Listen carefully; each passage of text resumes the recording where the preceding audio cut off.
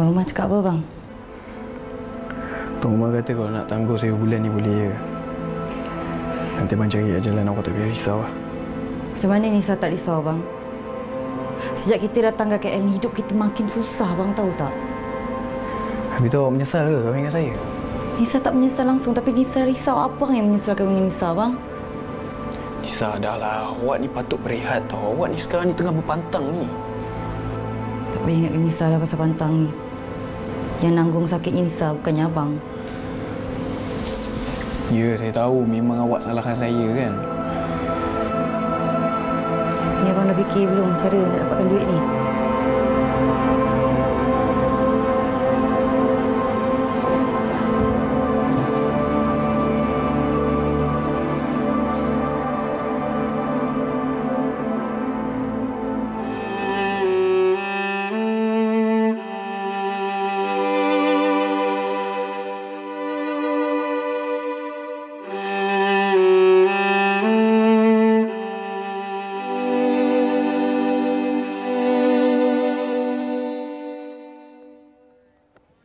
Baik, itu antara senario yang berlaku ataupun sedutan drama yang kami kongsikan berkenaan dengan topik yang akan kita bawakan, perbelanjaan keluarga. Kalau mengikut di Dada Akhbar juga, baru-baru ini pada Jun kan, kos hidup selesa keluarga. Ini 2 anak di Lembah Kelang sekarang ni dah mencecah RM6,890 RM6,890 sebulan. Itu 2 anak.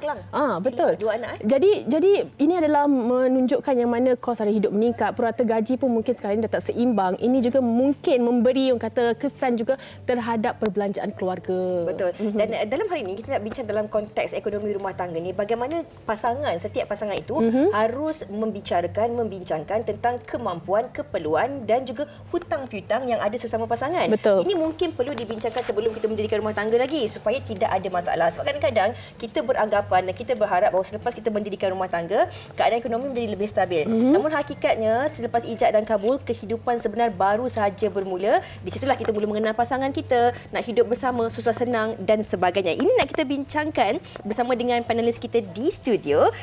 Di sebelah saya kita bersama dengan Encik Muhammad Syaiful Bahari Osman selaku perunding motivasi. Apa khabar? Alhamdulillah, sihat seadanya Cik Fizah dan Cik Fatin. Alhamdulillah. InsyaAllah. Kenduri kahwin mana lepas ni? InsyaAllah kita akan jemput. Dan sekali lagi kita bersama dengan Lan Solo di studio. Oh, hari ini memang tema hitam kedua-duanya. Seragam hitam. Warna selamatlah. Okey. Dan sebentar lagi kita juga akan bersama dengan 2 lagi tetamu kita yang akan membincangkan tentang topik ini. Tapi Cik Saiful, kita mungkin boleh mulakan dalam konteks perbincangan kita ini. Takut kalau nak cakap tentang ekonomi rumah tangga ni. Benar atau wajar tak sebenarnya setiap pasangan tu membicarakan tentang hal ekonomi rumah tangga ni sebelum mereka mendirikan rumah tangga lagi? Okey, bismillahirrahmanirrahim. Alhamdulillahirabbil alamin. Terima kasih kepada Cik Fizah dan juga kepada Cik Fatin sahabat saya Cik Lan. Allahumma salli ala sayyidina Muhammad. Soalan yang Fizah tuju tadi, boleh ataupun tak, wajar sesuai tak? Ataupun wajar ataupun tidak, sesuatu ataupun sesebuah keluarga ataupun pasangan tersebut membincangkan isu berkaitan pendapatan, keperluan ataupun ekonomi sesebuah rumah tangga tersebut sebelum mereka berkahwin. Ini pandangan peribadi saya berdasarkan kajian-kajian saya di lapangan. Saya boleh katakan yes, wajar. Sangat wajar. Sebab apa? Sebab semua orang tahu dan semua orang maklum bahawa syarat untuk melayak dan mewajibkan seseorang itu berkahwin apabila dia ada kemampuan yang si suami dari sudut nafkah zahirnya kepada si isteri. So semua orang tahu bahawa hari ini topik kita berkaitan dengan ekonomi rumah tangga, keluarga itu sendiri. So saya nak bawa kepada yang dikatakan dalam teori Maslow, yang dia ada 5 peringkat, 5 fasa. So saya ambil fasa yang paling bawah sekali, yang dasarnya sekali. Dia kata apa? Memenuhi keperluan fisiologi. Apa yang terkandung di dalamnya? Iaitu dari sudut makanannya, minumannya dan tempat tinggalnya. So ini sangat penting. Jadi kalaulah sesebuah keluarga itu dibina tanpa memiliki 3 asas yang utama, so yang ini yang biasanya dia akan jadi konflik di hujungnya. Nampak tak? So lebih buruk lagi seandainya lautan api sanggup kurunangi. Sebab apa? Cinta buta. Kan? Ini sebelum kahwin. Sebelum kahwin. Cinta kan scam. Jadi bila berlaku perkara sedemikian, bab kata Cik Fiza tadi, wajar tak wajarnya kita bertanya ataupun kita berbincang. So atas alasan itulah saya mengatakan bahawa sangat wajar wajar, sangat perlu perbincangan itu dibuat dari hati ke hati.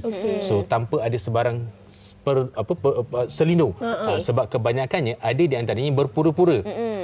So yalah, belum berkahwin, saya mampu, everything semua saya Bawa mampu. kereta mewah, barang mewah dan sebagainya. Rupanya ada banyak hutang peribadi. Yes, betul. Itu dan saya tak terkejut seandainya ada di antara pasangan di luar sana yang nak berkahwin terpaksa meminjam daripada sama ada yang berlesen, kawan-kawan, keluarga ataupun pedalung pun ada. So ini based on kepada kes-kes lapangan yang saya lihat dan kaji. Okey, faham. Bila mendengar apa yang dikongsikan Cik Saiful ni, saya boleh relatekan sebab bila kita berkahwin ni dia lain tau. Masa kita bercinta, kita rancang untuk kahwin, kita ada anak satu, anak dua. Dalam proses itu kita pun tak menjangka kadang-kadang beban tu datang ataupun ujian yang melibatkan keuangan ni. Macam Lan mungkin boleh kongsikan sedikit sebanyak. Kalau tadi kita wajar untuk kita berbincang berkenaan dengan keuangan dan sebagainya. Ada atau tidak dipraktikkan? Sememangnya kalau ikutkan di awal-awal perkahwinan tu memang ada perbincangan, ada orang cakap planning untuk kita menjalani kehidupan berumah tangga kan. Sebab kita kena tahu selok-belok apa sebelum ini pasangan kita ada hutang yang banyak ataupun komitmen yang tinggi atau dan sebagainya, dan kita mencari solusi dalam tempoh perjalanan dalam berumah tangga. Solusi bersamalah. Solusi bersama. Sebab saya rasa tak patut bila kita dah berkahwin kita mencari solusi secara berseorangan lah. Supaya hidup single. Kan? So bila ada pasangan ni, at least kita boleh meluahkan, kita boleh berkongsi rasa dan mendapat sokongan dari segi, walaupun hanya pendapat dan sebagainya, bukan RM1 sekalipun, tapi sokongan tu sangat-sangat diperlukan lah setiap pasangan. Okey, setuju. Sebelum saya nak pergi kepada tetamu kita yang seterusnya, saya nak tanya kepada Lan. Lan dan isteri sebelum berkahwin ada tak membincangkan tentang perancangan kewangan ataupun perancangan masa depan anda berdua? Mesti. Perancangan dari segi kewangan memang kita bincangkan. Cerita dia sekolah pula Lama betul. Pembelajaran sekolah ni lain. Dah masuk U lagi apa semua kan.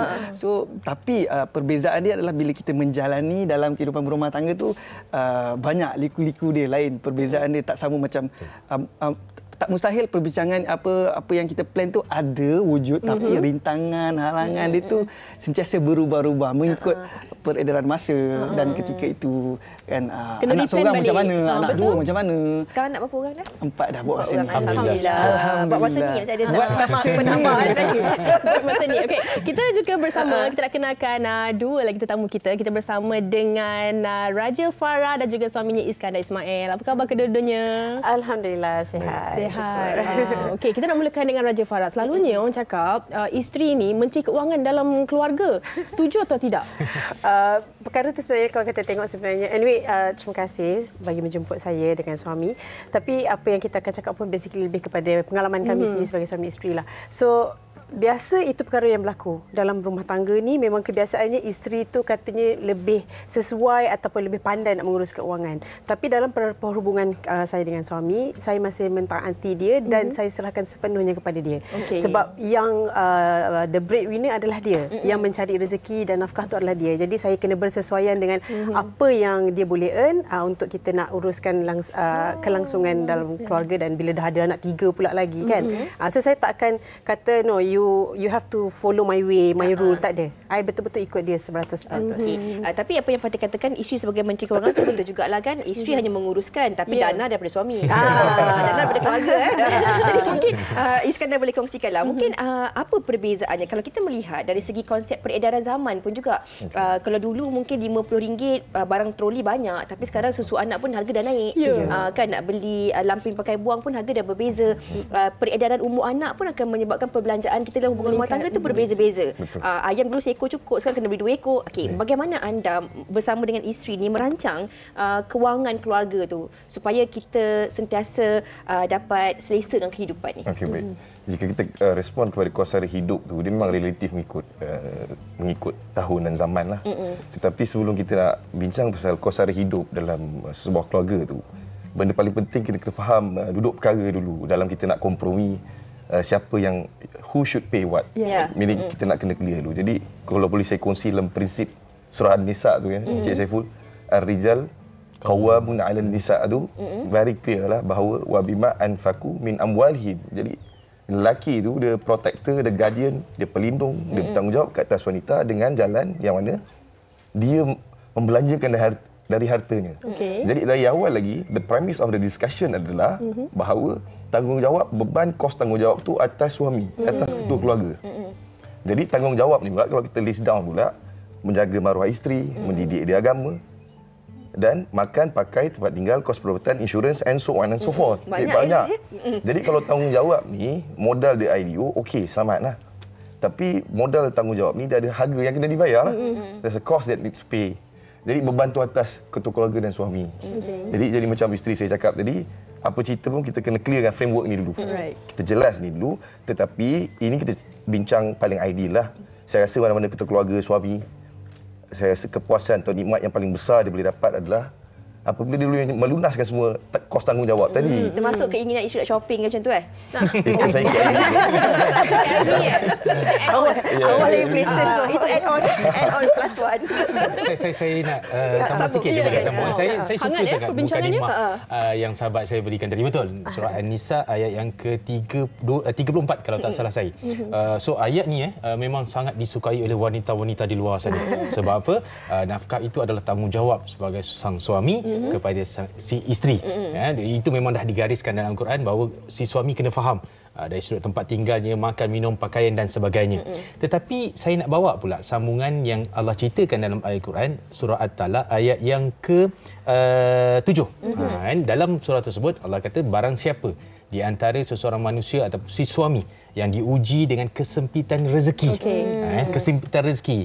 Allah kata apa? Maka hendaklah dia membahagi-bahagikan berdasarkan apa yang dia perolehi daripada rezeki tersebut. Maksudnya kalaulah si suami untuk isteri yang berada di luar sana berpendapatan orang kata cukup-cukup untuk sebulan tu untuk keluarga, maka janganlah sang isteri meminta lebih daripada perkara tersebut. Okey, yang shopping tu tak boleh add on. Yang tu boleh dibincangkan. Tetapi cantiknya kedua-dua combination tersebut suami faham tanggungjawab sebagai ketua dalam keluarga seperti sahabat saya katakan tadi, dan pada masa yang sama Allah turunkan juga satu ayat untuk bagi kefahaman, untuk balance bagi si isteri supaya jangan meminta lebih daripada apa yang Allah telah rezekikan kepada si suami. So barulah dia cantik, dia ada titik pertemuan di situ. Okey, boleh tak kalau saya nak tambah sikit, zaman hari ini kalau kita lihat memang kebanyakan pasangan ni sama-sama bekerja. Jadi memang ada orang kata komunikasi kat situ lah. Okey, macam tadi apa yang Cik Iskandar katakan itu tugas seorang suami. Tapi hari ini kita melihat isteri juga dalam masa yang sama membantu melengkapkan keperluan suami ni. Tak apalah sayang, you bayar rumah, I bayar duit fees, school fees. Contoh. Okey. Jadi wanita hari ini juga mampu untuk bekerjasama. Baru-baru ni tular di media sosial tentang ada satu pasangan ni yang mereka ni berkahwin kena tak sampai 3 bulan. Selepas mendirikan rumah tangga, si suami ni rupa-rupanya nak menggunakan nama isterinya untuk membuat pinjaman kepada Along. Okay, dalam situasi begini, kita tak nak pasangan mengambil kesempatan di atas kemampuan, kerelaan, kesetiaan, ketaatan seorang isteri. Okey, terima kasih. Saya agak Cik Fiza kalau tanya soalan mesti okey, baik. Saya tak nafikan. Saya sendiri berhadapan dengan satu kes kaunseling yang mana si isteri terpaksa menuju ke penjara disebabkan oleh sikap ataupun suami yang mengambil kesempatan yang meminjam daripada Along, yang akhirnya Along memburu si isteri dan isteri terpaksa bayar dengan pecah amanah duit syarikat untuk menyelesaikan hutang Along yang suami hilang. So lelaki tak bertanggungjawab lah. Apa yang Cik Fiza kata tu memang betul. Ada di kajian lapangan saya. Baik. Apa yang membawa ataupun menjurus kepada situasi tersebut? Yang pertamanya adalah apabila kita sering dengar peribahasa Melayu mengatakan bahawa ukur baju di badan sendiri. Yang menjadi masalah, konflik yang ada pada ketika ini apabila seseorang ataupun sesebuah keluarga tersebut sama isteri ataupun suami tidak mengukur pendapatannya ataupun kemampuan berbelanjaannya berdasarkan dengan apa yang dia peroleh bulanan. Sebab apa? Because waktu nak glamour. Kan? So because nak tunjuk dekat wang dan sebagainya. Sebenarnya benda-benda ini semua dia akan mempengaruhi faktor ataupun pendapatan perbelanjaan seisi rumah tersebut. Bukan saya kata seseorang tu tak boleh nak berbelanja lebih ataupun bergaya dengan apa yang dia ada. Tetapi harus diingat, dalam keadaan situasi ekonomi yang berada di luar sana sekarang, yang semua harga barang semua naik dan sebagainya, pendapatan mungkin tak berapa naik dan sebagainya, utamakan perbelanjaan yang kita perlu, bukan yang kita mahu. So itu antara solusi ataupun tips bagi saya untuk penonton yang berada di luar sana berhadapan ataupun menyelesaikan isu-isu yang berkaitan dengan ekonomi rumah tangga. Dan nombor duanya yang paling utama sekali adalah perbincangan. So si isteri, si suami duduk dalam satu meja berbincang, bermesyuarat bajet keluarga. Kan? So belanjawan do and don'ts. Yes, belanjawan itu sangat penting. So kena ada di situ ketulusan. Bak kata Fatin tadi, okey, saya uruskan perbelanjaan melibatkan anak-anak, awak uruskan perbelanjaan yang melibatkan keperluan rumah, kereta dan sebagainya. So dekat situ nanti baru kedua-duanya akan faham. Titik pertemuan itu mudah untuk difahami supaya mengelakkan konflik, tuduh menuduh, tunding menunding dan salah menyalah. So yang ini yang banyak berlaku dekat luar sana. So yang ketiga nanti kita share. Okey. Tapi tak boleh nak menyangkal juga. Memang diskusi itu ada, perbincangan itu ada, tapi mencapai kata sepakat tu susah. Kalau adik-beradik pun boleh bergaduh disebabkan duit. Kadang-kadang kalau suami isteri ni, kenapa ni? Kenapa dia banyakkan kenapa? Dan cuba untuk kata kemampuan suami tu dah nombor 2 dah. Dia tahu selesai ni. Kadang-kadang isteri lah kan yang mungkin tak berapa nak faham mengenai konsep perbelanjaan ni. Mungkin Lan ada nasihat ataupun tips sendirilah bagaimana untuk kita mencapai kata sepakat antara suami isteri tu untuk kita tak adalah melebih-lebih, tapi apa yang berkemampuan kita. Nak kalau melihat kepada jiran ada, kawan saya ada, dia tak mula faham konsep kemampuan suami dan isteri tu. Okey, macam saya sendiri, mungkin kelebihannya daripada saya adalah isteri saya adalah wanita berkerjaya dan kami saling bekerja sama. She wanita hebat. Businesswoman. Businesswoman juga. So dia lebih memahami apa keperluan isteri rumah kami, apa komitmen yang besar ataupun kecil dalam rumah tangga kami. So saya tak ada masalah yang sangat rumit lah untuk saya selesaikan bersama dengan dia. Walaupun orang cakap perbincangan kami hanya waktu malam. Okey. Contohnya di siang tu perbincangan tu ada, tapi lebih kepada kerja, office punya masalah, stok dan sebagainya kan. Tapi perbincangan tu berlaku pada waktu malam, sebenarnya pillow talk. Pillow talk. Dia lebih kepada Kita boleh buat topik ni. pillow talk. So kat situ hanyalah waktu yang kami ada untuk perbincangan bersama daripada A to Z, daripada hal kewangan dan sebagainya. Macam saya katakan tadi itulah, kelebihan saya ada kat situ. Dia sangat memahami. So kepada orang di luar sana tu, dia lebih kepada perbincangan lah, komunikasi secara orang cakap berterus terang tanpa ada selindung. Sebab kadang-kadang kalau kita sorok-sorok ni pun payah juga. Mula-mula mungkin pasangan kita tak tahu, tapi akan datang bila dia tahu dalam waktu yang dah terlambat, jadi isu lebih besar. Terus terang kita boleh buat bincang. Betul. So kadang-kadang dua kepala punya idea mungkin kita dapat menyelesaikan satu masalah. Daripada apa yang Lan katakan tadi tentang komunikasi, mungkin Iskandar boleh kongsikan juga komunikasi yang telus. Tapi sebagai seorang ketua keluarga, bagaimana seorang ketua keluarga tu mendidik isteri dan juga anak-anak menerima kemampuan ekonomi rumah tangga tu sangat penting. Bagaimana Iskandar melakukan perkara itu? Saya rasa benda yang pertama yang kena ada awareness dalam keluarga tu adalah financial literacy. Maknanya cakna kepada pengurusan keuangan. Jadi kiranya kita tak cakna kepada pengurusan keuangan, financial literacy, jadi kita takkan boleh create financial discipline. Jadi kita the concept is you must live below your means lah. Kalau katalah kita earn certain amount of pendapatan. Jadi perbelanjaan kita seharusnya bawah daripada pendapatan tu. Jadi dia akan surplus lah setiap bulan. Tetapi itu dalam keadaan yang ideal. Tapi kita bukan duduk dalam dunia yang ideal lah. Ada kalanya benda tu defisit. Maksud kata kita earn sekian banyak, pendapatan sekian banyak, tapi kos dia meningkat atas sebab yang kita tak boleh elak. Contoh, dalam kalangan keluarga kita ada tiba-tiba kos perawatan yang kita kena tanggung, tiba-tiba nak bantu adik masuk universiti. Jadi ini semua adalah perbelanjaan tambahan yang kita tak boleh salahkan kepada ketua keluarga. Jadi banyak sangat beban kat suami ni pula. Jadi kat situ dah ada harmoni tu. Dah keharmonian tu akan terbit antara kasih sayang antara suami dan isteri tu adalah apabila kat situlah isteri masuk membantu dan compromise. Okey, yang ni top up sikit. Yang ni okey tak apa hari ni, ataupun untuk suami tu bukanlah setiap bulan hero kan. Ada bulan tu mungkin kita ada kesempitan, bak kata Cik Saiful tadi. Jadi Allah lapangkan, Allah sempitkan rezeki kita tak tahu. Jadi masa tu isteri bantu, jadi saya rasa kat situ akan wujud satu keharmonian antara suami dan isteri, understanding. So kita faham bahawa this is the financial discipline yang kita cuba buat, tetapi ada bulan yang kita deficit, ada bulan yang kita lebih surplus, kita makan kat luar. So itulah dia punya seronok saya sikit dengar. lepak. Okey, dan beruntunglah kan untuk Farah sendiri yang mana kalau kita mempunyai pasangan yang sangat-sangat memahami, yang orang kata bukan memberi dari segi monthly untuk perbelanjaan, tetapi memahami ataupun memberi dalam segi tanggungjawab juga. Mungkin ada cabarannya kadang-kadang, tidaklah selalu elok, tetapi disebabkan kita ni macam menguruskan untuk anak sekolah, kita juga yang melaporkan kepada suami yang mana keperluan yang perlu kita adakan. Cabaran untuk Farah sendiri.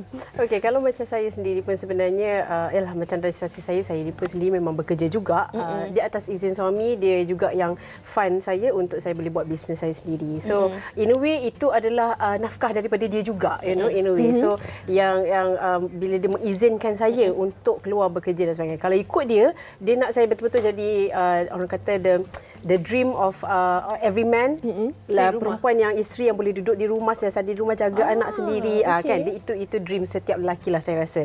Tapi alhamdulillah bersesuaian dengan keadaan zaman, peredaran zaman sekarang. So in terms of kalau macam saya sendiri, satu perkara yang saya selalu pegang adalah suami saya selalu akan didik saya daripada segi faham daripada konteks agama. Kalau kita faham setakat mana kita boleh pergi, kita boleh minta, dan kita tahu bagaimana suami kita ni sukar, susah. It's an effort kan untuk dia nak keluar mencari rezeki. Ada keluarga, ada mungkin suami yang tak bekerja pun kena jaga anak saja di rumah. Ada juga yang begitu. Tapi macam saya ni alhamdulillah saya sangat bersyukur sebab suami very good dalam membimbing saya, pimpin saya. Okay, just make sure you kena faham dari sudut konteks agamanya apakah hak seorang isteri. Jadi macam saya pun adalah bulan-bulan tu macam bulan ni birthday tak nak ke bagi gini adalah kan? Juga. Itu normal. Tapi kita memang akan ada cabaran-cabaran yang daripada segi macam kita tengok kawan kita pakai macam ni. Husband kita tak nak ke bagi kat kita. Yang dia ni pun seronok pula cerita suami kita. Thank you husband bagi saya gini. Kadang-kadang macam Enon je. I mean that's the reality sekarang. Macam seolah-olah bersaing-saing berlumba begitu. Tapi macam saya alhamdulillah suami pun selalu kata ni even though I bagi you ni jangan nak kongsi-kongsi dalam social media pula. This is just between us. Itu bagi saya lebih harmoni, lebih bahagia. Saya pun suka konsep tu. Sebab kalau macam kita nak terlalu macam berlumba-lumba dengan orang, kita tak tahu orang tu mungkin nanti dia lebih lagi. Kita nak lagi lawan lagi. Tak ada penghujung. Lepas tu nanti kita akan bebankan diri kita sendiri. Dan sebenarnya suami kalau the moment isteri minta, dia akan rasa juga macam mana pun suami ni dia akan rasa juga berat ni. Aku kena bagi juga. Kalau boleh aku nak bagi juga apa yang isteri aku minta. Kita ada apa yang diberikan oleh suami ataupun kita ada tu untuk kebahagiaan dan keselesaan kita, bukan untuk ditunjuk-tunjukkan kepada orang. Tapi saya nak tanya tambah satu soalan kepada Farah. Tadi Iskandar ada katakan bahawa kadang-kadang ada bulan kita di atas, ada bulan kita di bawah. Lumrah manusia, sesiapa saja. Ada masa kita gembira, ada masa kita sedih dan sebagainya. Tapi dengan keizinan yang diberikan oleh suami, Farah sendiri ada perniagaan sendiri. Bagaimana Farah melihat itu juga dalam konteks membantu melengkapkan dan juga menyempurnakan perbelanjaan ekonomi rumah tangga anda berdua? Okey, so basically alhamdulillah daripada segi macam perbelanjaan utama yang memang wajib disediakan oleh pihak suami, dipertanggungjawabkan kepada pihak suami, semuanya dia dah langsaikan. Tapi saya ni akan support daripada segi macam yang small things. Contoh perbelanjaan tambahan anak. Birthday dia pula bulan ni kan. Okeylah, tak apalah, tak nak bebankan suami. Kita belikan something untuk anak, pakai kita punya sendiri. Tapi cakaplah dekat anak tu, this is from abah dengan mama. So that dia pun tahu, okey, dia dah diajar dengan keharmonian seperti itu. So usually pun so far lah alhamdulillah saya sangat bersyukur rezeki dari Allah untuk keluarga kami. Suami ni setakat ni masih mampu lagi lah untuk apa orang kata tu, apa sahaja yang diperlukan oleh keluarga. Kita pun hidup bersederhana sahaja. Alhamdulillah kos tu bertambah. Boleh dikatakan saban tahun tu memang bertambah. Anak yang mana dah bertambah anak, lepas tu nanti kan anak perempuan ni kan lain pula nak pergi barang komeh lah apalah semua kan. Itu satu hal lagi tu. Itu add-on. Itu add-on. Tapi kita pun sebagai isteri pun kena tahu suami kita agak boleh ke tak nak bagi untuk bulan ni. Macam tu. Ataupun mungkin kita boleh hin dulu, lagi 2 bulan lagi birthday anak, mungkin boleh start dah kumpul daripada sekarang. Betul, bulan depan boleh saya. Okey, noted. Itu ada perancangan lah kan, dan juga kita tahu bagaimana untuk kita membezakan kehendak dan juga keperluan. Okey, dan kita nak di penghujung ini. Seronok rasanya perbincangan hari ini tapi kita tak banyak masa. Cik Saiful, mungkinlah kan untuk kita nak adakan keharmonian rumah tangga. Kita tak nak gaduh-gaduh, kita faham semua pun ada orang kata berdepan dengan cabaran ekonomi sekarang ini. Tetapi persefahaman antara suami dan isteri itu penting sekarang ini. Okey, terima kasih. Saya ambil sedikit isi yang dibawakan oleh sahabat saya dan soalan yang ditanya tersebut. Saya nampak kedua-duanya perlu bersedia untuk mengubah gaya hidup. So, bila konflik ataupun bila sesuatu ujian yang datang yang melibatkan rezeki yang agak sempit dengan kos sara hidup yang tinggi dan sebagainya, so saya ambil kajian luar di lapangan, ada yang nak makan pun susah. Kan? So, yalah dengan kos ayam yang meningkat, everything semua. Jadi, apa yang perlu dibuat adalah bab kata sahabat saya tadi, kedua-duanya, si suami ataupun si isteri, latihlah diri masing-masing untuk bersifat qanaah. Qanaah tu that mean maksudnya dia rela, dia redha, dia bersyukur. Minta maaf, mengubah cara hidup tu bukan saja suami, bukan saja isteri. Contoh. Kalau suami satu hari boleh memperuntukkan 3 kotak rokok, kan? So maknanya kena bersedia untuk mengubah 3 kotak rokok tu mungkin menjadi 1 kotak rokok. Sebab kotak rokok pun 1 kotak RM12 paling murah, RM17.40 paling mahal. So kalikanlah dengan 3 tu. Tak bagus untuk kesihatan. Contoh. So bagi sang isteri pula, cuba lihat balik. Ada kalanya ibu ni masak berlebih-lebihan sehingga berlaku pembaziran, buang dan sebagainya. Hati-hati sebab itu dia akan mengundang kepada hilang dan kurangnya keberkatan di atas rezeki yang kita perolehi. So hati-hati hati-hati sebab pembaziran. So apa yang kalau kita kira kan berapa ketul ayam nak masak. So maksudnya saya suka itu. Sekali-sekali bagi mereka yang mengalami masalah yang melibatkan tentang rezeki yang tak cukup makan dan sebagainya. So cadangan saya nak pakai boleh, nak cuba pun lagi boleh. Adakan dalam 1 minggu tersebut makan dalam dulang bersama keluarga. Maaf. So kalau kita pergi kedai, order nasi Arab 4 pinggan. Suami, isteri dengan 2 orang anak 4 pinggan. Tapi cuba si suami balik ke rumah bawa hanya 2 bungkus, letak dalam dulang, kemudian makan 4 orang. Kita akan lihat nanti di situ semua cukup dan di situ juga anak-anak akan melihat bahawa si bapa akan membahagi-bahagikan, so dia akan nampak kasih sayang tu lebih. So ini langkah yang bila kalau penonton tanya, yalah kita cerita macam mana nak save duit, macam mana nak budget dan sebagainya. Okey, saya ajar sekarang. Cuba anda praktiskan sunnahnya makan bersama keluarga, duduk dalam satu dulang yang besar dan makan bersama-sama. InsyaAllah dia akan mengelakkan pembaziran, dia akan membantu sedikit sebanyak mempositifkan you punya keuangan ahli keluarga itu sendiri. Dan of course yang terakhir sebagai kesimpulan, rezeki itu adalah datang daripada Tuhan. So dalam surah Hud ayat yang ketiga Allah kata, barang siapa yang beristighfar dan memohon keampunan kepadaku, nascaya akan aku lapangkan rezekinya. So bagi penonton yang berada di luar sana, termasuk saya, kadang-kadang kita sempit rezeki adalah sebab apa? Hubungan kita dengan Tuhan tak berapa cantik. So maaf seorang pekerja yang baik dengan bos mesti dia dapat macam-macam. Betul? Tapi seorang manusia yang baik dengan Tuhan, of course dia pun akan dapat macam-macam daripada Tuhan. Wallahu a'lam bishawab. Okey, keberkatan pun satu juga macam sama tadi. Okey, seringkasnya lah daripada Cik Iskandar, mungkin ada yang nak dikongsikan kepada penonton. Saya rasa boleh kongsi sikitlah sebab hari Jumaat kan. Untuk tiap-tiap bulannya defisit lah. Sebab saya pun boleh faham lah. Adik kawan, ada saudara mara, adik-adik saya pun kadang-kadang tiap-tiap bulan nak tanggung beban sebagai suami, ketua keluarga ni memang terbeban. Jadi saya kongsi sikit doa sahabat Nabi tu Abu Umammah lah. Encik Saiful tahulah doa ni.